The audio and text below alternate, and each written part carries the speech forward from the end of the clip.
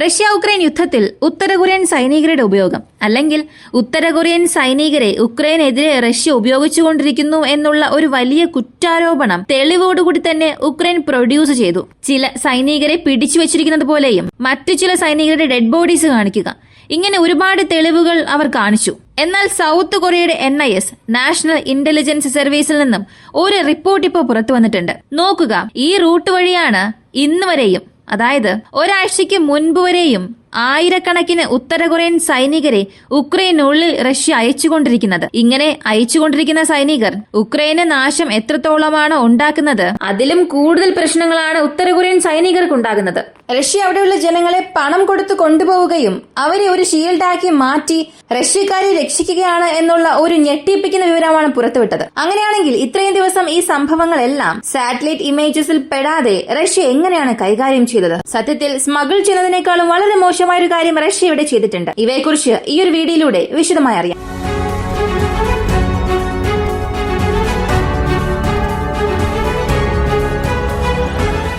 North കൊറിയയ്ക്കും റഷ്യയ്ക്കും ഇടയിലുണ്ടായ ഒരു ബന്ധം 2022 മുൻപ് ഒരു രീതിയിലായിരുന്നു. 2023 ശേഷം അത് മറ്റൊരു രീതിയിലായി. 2023 പകുതിക്ക് ശേഷം അത് വേറൊരു രീതിയിൽ മാറാൻ തുടങ്ങി. കാരണം അതിന് മുൻപുവരെയും ഉക്രൈനും റഷ്യയ്ക്കും ഇടയിൽ ഒരു യുദ്ധം ഉണ്ടാകുന്നതിന് മുൻപ് നോർത്ത് കൊറിയയ്ക്കും റഷ്യയ്ക്കും ഇടയിൽ പ്രധാനപ്പെട്ട യാതൊരു മിലിറ്ററി ഡീലും ഇല്ലായിരുന്നു. അവിടെയുള്ള ജനങ്ങൾക്ക് ആവശ്യമായ ഭക്ഷ്യപദാർത്ഥങ്ങൾ നൽകുക, ഇത് റഷ്യയുടെ ഒരു ജോലിയായിരുന്നു. ഇനി ചില ക്രിട്ടിക്കൽ എലമെന്റ്സ് റഷ്യയ്ക്ക് നൽകുന്നത് നോർത്ത് കൊറിയയുടെ പ്രവർത്തനമായിരുന്നു. ഇങ്ങനെയായിരുന്നു ഇവരുടെ ബന്ധം പോയിക്കൊണ്ടിരുന്നത്. എന്നാൽ 2022 ഉക്രൈനെതിരെയുള്ള ഒരു യുദ്ധം റഷ്യ അറിയിച്ചതിന് ശേഷം ഈ ഒരു ബന്ധം അടുത്ത ഘട്ടത്തിലേക്ക് മാറാൻ തുടങ്ങി. തുടക്കത്തിൽ റഷ്യയ്ക്ക് ആവശ്യമായ ബോംബുകൾ ലഭിക്കുന്നതിനുണ്ടായ പ്രശ്നങ്ങൾ ഉത്തര കൊറിയ ഉപയോഗിച്ച് റഷ്യ എങ്ങനെയോ കൈകാര്യം ചെയ്തു. അതിന് പ്രധാനപ്പെട്ട കാരണം സോവിയറ്റ് യൂണിയനിലുള്ള പല മില്യൺ ആർട്ടിലറി ബോംബ്സ് ആണ്. പ്രധാനമായും 155 mm ഷെൽസ്. ഈ ആർട്ടിലറി ഷെൽസ് ഉത്തര കൊറിയയിൽ നിന്നും ഒരുപാട് ലഭിച്ചു. എന്നാൽ അത് മാത്രം റഷ്യയുടെ ആവശ്യങ്ങൾ നിറവേറ്റിയില്ല.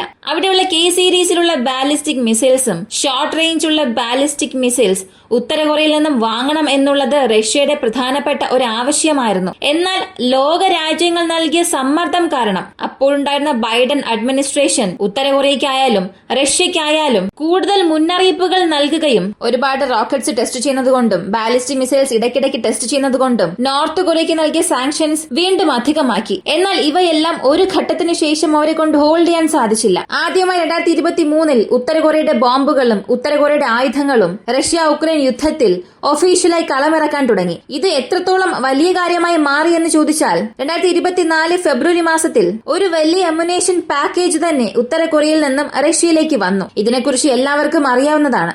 അതിനുശേഷം പല കിലോമീറ്ററുകൾ നീളമുള്ള ഒരു തീവണ്ടി കോച്ചിൽ ലക്ഷക്കണക്കിന് ബോംബുകളെല്ലാം വന്നിറങ്ങി. ഇതൊക്കെ ഇതിനു ശേഷം നടന്ന സംഭവങ്ങളാണ്. എന്നാൽ ഇതിനേക്കാൾ മറ്റൊരു പ്രധാനപ്പെട്ട തീരുമാനമായിരുന്നു സെപ്റ്റംബർ മാസത്തിൽ എടുത്തത്. ഉത്തര കൊറിയൻ സൈനികരെ റഷ്യ എത്രയും പെട്ടെന്ന് ഉക്രൈൻ യുദ്ധത്തിൽ ഉപയോഗിക്കാൻ പോകുന്നു. അതിനായിട്ടുള്ള ഡീലെല്ലാം സൈൻ ചെയ്യാൻ പോവുകയാണ്. തീർച്ചയായും അത് സംഭവിക്കാൻ പോകുന്നുവെന്നുള്ള വാർത്ത പുറത്തു വന്നു.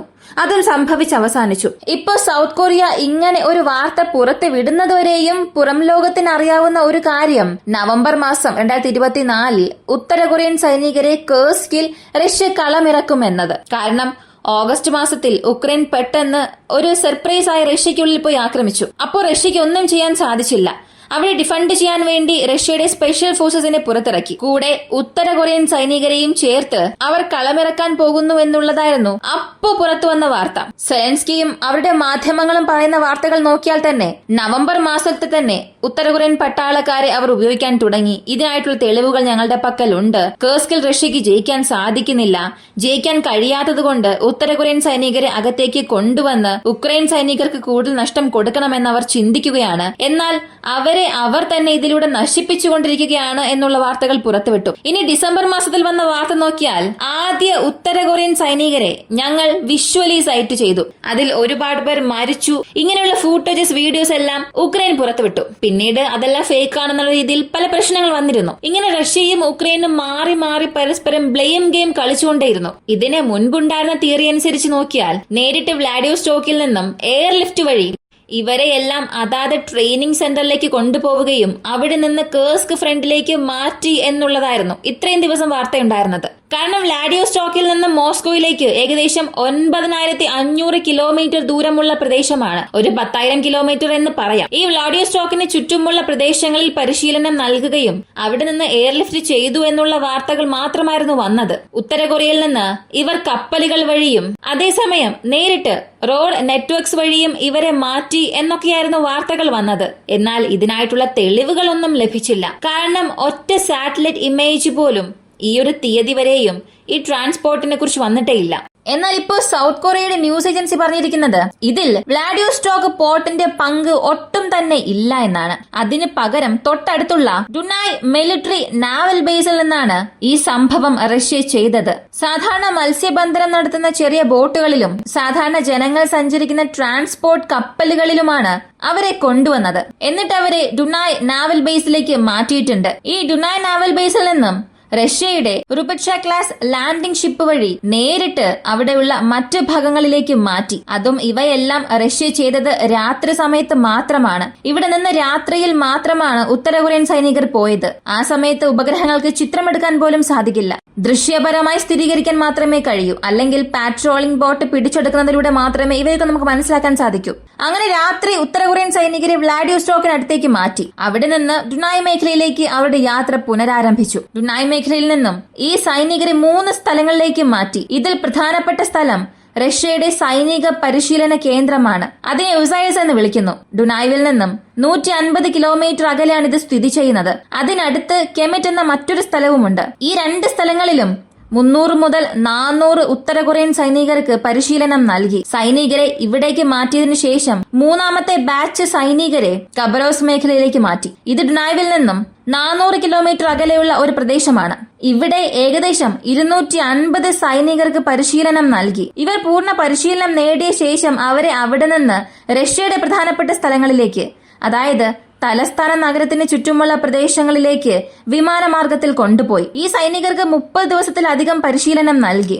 ഇവർക്കൊക്കെ വെറും 30 ദിവസത്തിൽ എങ്ങനെ പരിശീലനം നൽകാൻ സാധിക്കുമെന്ന ഒരു ചോദ്യം നിങ്ങൾക്ക് വരാം. ഉത്തര കൊറിയൻ പട്ടാളക്കാർ വ്യത്യസ്ത ഭാഷയാണ് സംസാരിക്കുന്നത്. റഷ്യക്കാർ സംസാരിക്കുന്നത് മറ്റൊരു ഭാഷ. ഇവർക്കിടയിൽ പൊതുവായി ഒരു ഭാഷ ഇല്ല. റഷ്യക്കാർ സംസാരിക്കുന്ന ഭാഷയാണെങ്കിൽ ഉത്തര കൊറിയൻ സൈനികർക്ക് മനസ്സിലാക്കാനും സാധിക്കില്ല. അപ്പോ ഈ 30 ദിവസത്തിനുള്ളിൽ എങ്ങനെ ട്രെയിനിങ് പൂർത്തിയാക്കാൻ കഴിയും എന്ന് ചോദിച്ചാൽ അവിടെയാണ് റഷ്യ ഒരു വലിയ തെറ്റ് ചെയ്തത്. ഈ ആശയവിനിമയം ഇവർക്കൊരു വലിയ പ്രശ്നമായിരുന്നാലും അതിനേക്കാൾ മറ്റൊരു പ്രശ്നമായി മാറിയത് ഇന്റർനെറ്റിന്റെ ലഭ്യതയായിരുന്നു. ഇന്റർനെറ്റിന്റെ ആക്സസ് ലഭിച്ചപ്പോൾ ഉത്തര കൊറിയൻ സൈനികർ ലോഗിൻ ചെയ്ത് കണ്ടതൊക്കെ വ്യത്യസ്തമായ കാര്യങ്ങളാണ്. ഇങ്ങനെ പ്രശ്നങ്ങൾ അവർക്കുള്ളിൽ പോയിക്കൊണ്ടിരിക്കുമ്പോൾ ഈ 30 ദിവസത്തെ പരിശീലനം എന്നത് ശത്രുവിന്റെ മുൻനിരയിലേക്ക് തുളച്ചുകയറാൻ മാത്രമായിരുന്നു. അതായത് റഷ്യ കേർസ്കിൽ നിന്നാണ് പ്രത്യാക്രമണം ആരംഭിച്ചത്. ഇവർ കൊണ്ടുവന്നത് ഉത്തര കൊറിയയുടെ സ്പെഷ്യൽ യൂണിറ്റിനെയാണ്. ഇവരുടെ പ്രധാനപ്പെട്ട ലക്ഷ്യം ശത്രുക്കളുടെ ബാരിയേഴ്സ് കഴിഞ്ഞുപോയി അകത്തിരുന്നു കൊണ്ട് തന്നെ അവരെ ആക്രമിക്കണം.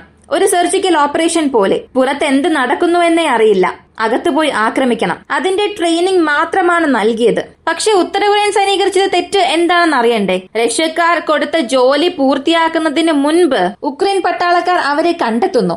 അങ്ങനെ 30 ദിവസത്തിൽ അവർക്ക് നൽകിയ പരിശീലനം എന്നത് റഷ്യക്ക് അവർ പ്രതീക്ഷിച്ച ഒരു വിജയം നൽകിയില്ല. അതിന്റെ പ്രത്യാഘാതം എന്തെന്ന് ചോദിച്ചാൽ 12,000 സൈനികർ അകത്തേക്ക് വന്നല്ലോ. അങ്ങനെ വന്നതിൽ കുറഞ്ഞത് 1,500 സൈനികരെങ്കിലും കൊല്ലപ്പെടാനുള്ള സാധ്യതയുണ്ട്. അപ്പോ റഷ്യ നൽകിയ പരിശീലനം അവർ മനസ്സിലാക്കി എടുക്കുന്നതിന് മുൻപ് തന്നെ അവരെ യുദ്ധക്കളത്തിലേക്ക് അയച്ചതുകൊണ്ട്, വളരെ തിടുക്കത്തിൽ അയച്ചതുകൊണ്ട് തുടക്കകാലത്ത്, അതായത് ഡിസംബർ മാസത്തിൽ വലിയ തിരിച്ചടി തന്നെ അവർക്ക് നേരിട്ടു. എന്നാൽ അടുത്തൊരു 2 മാസം അങ്ങനെ പോയി. ഇതിനുശേഷം റഷ്യ അവരുടെ സ്ട്രാറ്റജി മാറ്റി. അവർക്ക് ആവശ്യമായ കമ്മ്യൂണിക്കേഷൻസ് എല്ലാം സ്ട്രിക്റ്റ് ആക്കി. കർശനമായ രീതികളാണ് ഇപ്പോൾ പിന്തുടരുന്നത്. അങ്ങനെ അവരുടെ ആശയവിനിമയ തന്ത്രമെല്ലാം മാറ്റി. അങ്ങനെ കമ്മ്യൂണിക്കേഷന്റെ പ്രശ്നങ്ങളെല്ലാം ശരിയാക്കിയതുകൊണ്ട് ഒരു പരിധിവരെയും അവർക്ക് കേർസ്കിൽ ഒരു വിജയം ലഭിക്കുന്നുണ്ട്. റഷ്യ പ്രത്യാക്രമണത്തിലൂടെ 1200 ചതുരശ്ര കിലോമീറ്റർ പിടിച്ചെടുത്തു.